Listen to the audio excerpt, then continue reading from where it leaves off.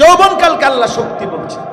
তাহলে যৌবনই মানে শক্তি, শক্তি মানেই যৌবন, শক্তি মানেই যৌবন। এই জন্য যৌবনকালে কেউ যদি নষ্ট হয়ে যায়, পরে ঘুরে দাঁড়ানো কঠিন।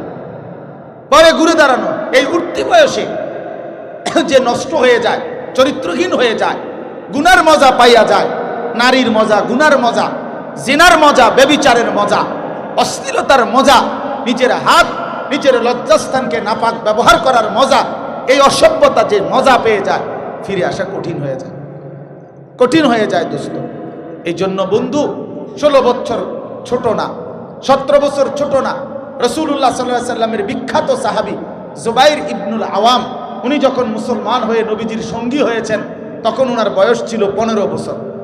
হযরত তালহা ইবনে উবাইদুল্লাহ, রাসূলুল্লাহ সাল্লাল্লাহু আলাইহি সাল্লামের বিখ্যাত সাহাবী, তিনি যখন মুসলমান হয়েছেন এবং আল্লাহর নবীর পক্ষে অসংখ্য যুদ্ধ গিয়েছেন, সেই সাহাবীর বয়স ছিল 16 বছর। আল্লাহর নবী সাল্লাল্লাহু আলাইহি সাল্লাম উহুদের যুদ্ধের দিন সর্বপ্রথম যার হাতে তীর তুলে দিয়ে বলছে, তুমি বেঈমানের দিকে প্রথম তীর মারো, তার নাম হলো হযরত সাদ ইবনে আবি ওয়াক্কাস রাদিয়াল্লাহু তাআলা আনহু। উনি ছিলেন 17 বছরের যুবক তখন। এই 17 বছর বয়সে ওনার হাতে প্রথম তীর দিয়ে আল্লাহর নবী বলছেন, দুশমনের দিকে প্রথম তীর তুমি মারো। আর একটা কথা জবান দিয়ে বলছে, যেটা নবীজি এই একবারই জীবনে বলছে, এক যুবককেই শুধু নবী একবার বলছে জীবনে, ইরমি সাদ ফিদাকা আবি ওয়া উম্মি, সাদ দুশমনের দিকে তীর মারো, মুহাম্মদের মা বাপ তোমার জন্য কুরবান, আমার মা বাপ তোমার জন্য কুরবান। এটা রাসূলুল্লাহ সাল্লাল্লাহু আলাইহি ওয়াসাল্লাম আর কাউকে কোনোদিন বলে না।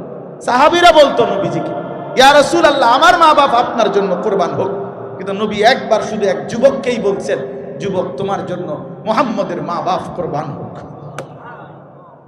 তাইলে 17 বছর বয়সে ছিল, 17 বছর বয়সের হযরতে সাদ ইবনে আবি ওয়াক্কাস, হযরতে উসামা ইবনে যায়েদ রাদিয়াল্লাহু তাআলা আনহু, আল্লাহর নবী যখন সর্বশেষ ইন্তেকালের পূর্বে যুদ্ধের যে শেষ কাফেলা নবীজি সিরিয়াতে রোমানদের বিরুদ্ধে পাঠিয়েছিলেন, তখন ওই যুদ্ধের সেনাপতি বানাইছেন হযরত উসামাকে। তখন উনার বয়স 18 থেকে 20 বছর।